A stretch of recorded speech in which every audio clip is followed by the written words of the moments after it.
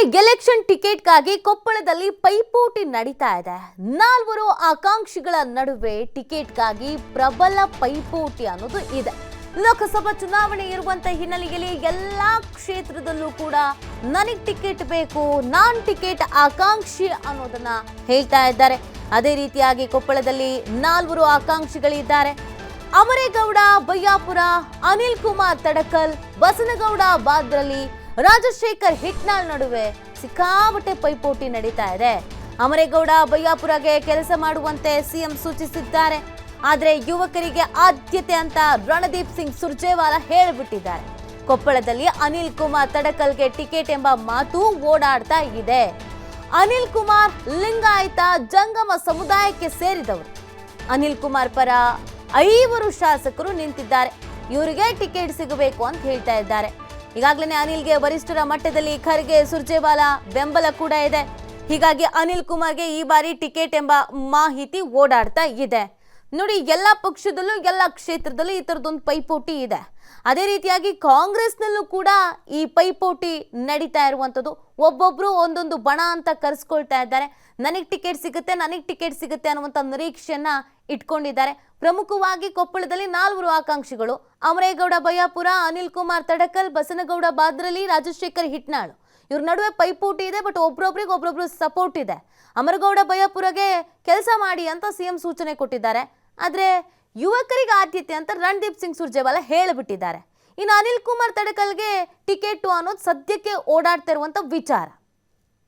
ಈ ಬಗ್ಗೆ ಮತ್ತಷ್ಟು ಮಾಹಿತಿಯನ್ನು ನೀಡ್ತಾರೆ ನಮ್ಮ ಪ್ರತಿನಿಧಿ ಶಿವು. ಎಲ್ಲ ಕ್ಷೇತ್ರದಲ್ಲೂ ಎಲ್ಲ ಪಕ್ಷದಲ್ಲೂ ಈ ಥರ ಅಭ್ಯರ್ಥಿ ನಾನೇ ಆಗಬೇಕು ಅನ್ನುವಂಥ ಆಕಾಂಕ್ಷಿತರ ಸಂಖ್ಯೆ ಪಟ್ಟಿ ಸ್ವಲ್ಪ ದೊಡ್ಡದೇ ಇದೆ. ಈ ಕೊಪ್ಪಳದಲ್ಲಿ ಕಾಂಗ್ರೆಸ್ ವಿಚಾರಕ್ಕೆ ಬರೋದಾದ್ರೆ ಯಾರ ಪರವಾಗಿ ಒಲವಿದೆ, ಯಾರಿಗೆ ಟಿಕೆಟ್ ಸಿಗುವಂಥ ಸಾಧ್ಯತೆ ಇದೆ, ಒಂದು ವೇಳೆ ಅವ್ರಿಗೆ ಟಿಕೆಟ್ ಸಿಕ್ಕಿದ್ರೆ ಅಸಮಾಧಾನ ಅನ್ನೋದು ಹೇಗೆ ಭುಗಿಲೇಳಬಹುದು ಅಂತ?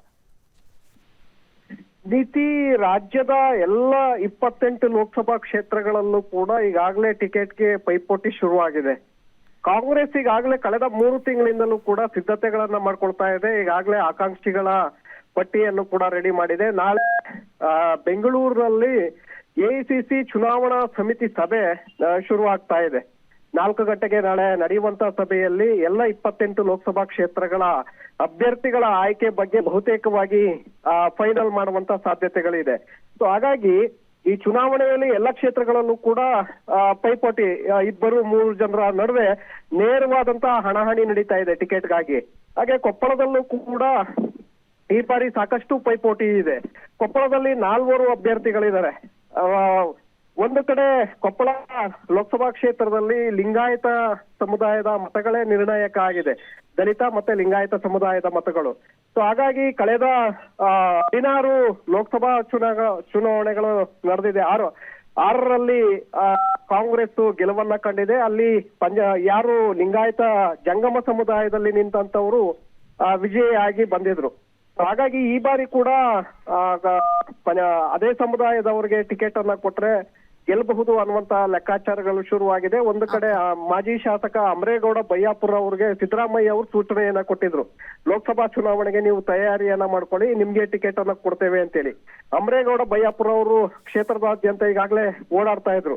ಆದ್ರೆ ರಾಜ್ಯ ಉಸ್ತುವಾರಿಯಾಗಿರುವಂತ ರಣದೀಪ್ ಸಿಂಗ್ ಸುರ್ಜೇವಾಲಾ ಅವರು ಈಗಾಗಲೇ ಖರ್ಗೆ ಅವರ ಮಟ್ಟದಲ್ಲಿ ಒಂದು ಸಭೆಯನ್ನ ಮಾಡಿ ಈ ಬಾರಿ ನಾವು ಯುವಕರಿಗೆ ಹೆಚ್ಚಿನ ಆದ್ಯತೆಯನ್ನ ಕೊಡ್ಬೇಕು ಅನ್ನುವಂತ ಒಂದು ನಿರ್ಣಯವನ್ನ ತೆಗೆದುಕೊಂಡಿದ್ದಾರೆ. ಸೊ ಆ ಕಾರಣಕ್ಕೆ ಇಲ್ಲಿ ಬಸವನಗೌಡ ಬಾದರ್ಲಿ ಹಾಗೆ ಅನಿಲ್ ಕುಮಾರ್ ತಡ್ಕಲ್ ಜೊತೆಗೆ ರಾಜಶೇಖರ್ ಹಿಟ್ನಾಳ್ ಅವರು ಕೂಡ 3 ಜನ ಯುವಕರೇ ಇದ್ದಾರೆ. ಅದರಲ್ಲಿ ಪ್ರಮುಖವಾಗಿ ಅನಿಲ್ ಕುಮಾರ್ ಅವರು ಲಿಂಗಾಯತ ಜಂಗಮ ಸಮುದಾಯಕ್ಕೆ ಸೇರಿದಂತವರು. ಸುಮಾರು 4 ಲಕ್ಷ ಲಿಂಗಾಯತ ಸಮುದಾಯದ ಮತಗಳಿದೆ, 1 ಲಕ್ಷ ಜಂಗಮ ಸಮುದಾಯದ ಮತಗಳಿದೆ. ಆ ಕಾರಣಕ್ಕೆ ಈ ಬಾರಿ ಅವರಿಗೆ ಅವಕಾಶವನ್ನು ಮಾಡಿಕೊಟ್ಟಿದ್ದೆ. ಆದ್ರೆ ಅವ್ರು ಈಸಿಯಾಗಿ ಗೆಲ್ತಾರೆ ಅನ್ನುವಂತಹ ಚಿಂತನೆಯನ್ನ ಈಗಾಗಲೇ ಹೈಕಮಾಂಡ್ ಮಟ್ಟದಲ್ಲಿ ನಡೆಸ್ತಾ ಇದೆ. ಸುಮಾರು 5 ಶಾಸಕರು 8 ಲೋಕಸಭಾ ವಿಧಾನಸಭಾ ಕ್ಷೇತ್ರಗಳಲ್ಲಿ 5 ಈಗಾಗಲೇ ಅನಿಲ್ ಕುಮಾರ್ ಅವರ ಪರವಾಗಿ ನಿಂತಿದ್ದಾರೆ. ಸತೀಶ್ ಜಾರಕಿಹೊಳಿ, ಈಶ್ವರ್ ಖಂಡ್ರೆ, MB ಪಾಟೀಲ್ ಹಾಗೆ ಶಿವರಾಜ್ ತಂಗಡಗಿ ಅವರು ಕೂಡ ಈಗ ಅನಿಲ್ ಪರವಾಗಿ ಬ್ಯಾಟಿಂಗ್ ಅನ್ನ ಮಾಡ್ತಾ ಇದ್ದಾರೆ. ಹಾಗಾಗಿ ಬಹುತೇಕವಾಗಿ ನಾಳೆ ಇದರ ಬಗ್ಗೆ ಅಂತಿಮವಾಗಿ ಟಿಕೆಟ್ ಫೈನಲ್ ಆಗುವಂತ ಸಾಧ್ಯತೆಗಳಿದೆ. ನೀತಿ. ಓಕೆ, ಧನ್ಯವಾದ ಶಿವು ತಮ್ಮ ಡೀಟೇಲ್ಸ್ ಆಗಿ.